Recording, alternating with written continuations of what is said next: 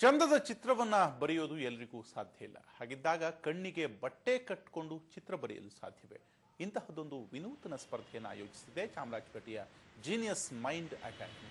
ಕಲಿಕೆಯಲ್ಲಿ ಹಿಂದುಳಿದ ಮಕ್ಕಳ ಸುಪ್ತ ಪ್ರತಿಭೆಯನ್ನ ಹೊರತೆಗೆಯುವ ಸಲುವಾಗಿ ನಾಳೆ ಇಂತಹ ವಿನೂತನ ಸ್ಪರ್ಧೆಯನ್ನ ಆಯೋಜಿಸಲಾಗಿದೆ.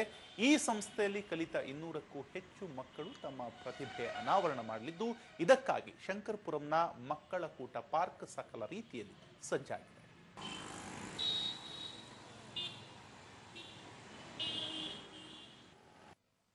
ಜೀನಿಯಸ್ ಮೈಂಡ್ ಅಕಾಡೆಮಿ ಇದೊಂದು ಇಂಟರ್ನ್ಯಾಷನಲ್ ಆರ್ಗನೈಸೇಷನ್. ಇಲ್ಲಿ ನಾವೇನು ಮಾಡ್ತೀವಿ ಅಂದರೆ ಮಕ್ಕಳಿಗೆ ಬ್ರೈನ್ ಡೆವಲಪ್ಮೆಂಟ್ ಪ್ರೋಗ್ರಾಮ್ ಮತ್ತು ಕಾನ್ಸಂಟ್ರೇಷನ್ ಇಂಪ್ರೂವ್ ಆಗೋದಕ್ಕೆ ನಮ್ಮಲ್ಲಿ ವಿವಿಧವಾದ ಕೋರ್ಸಸ್ ಇದೆ.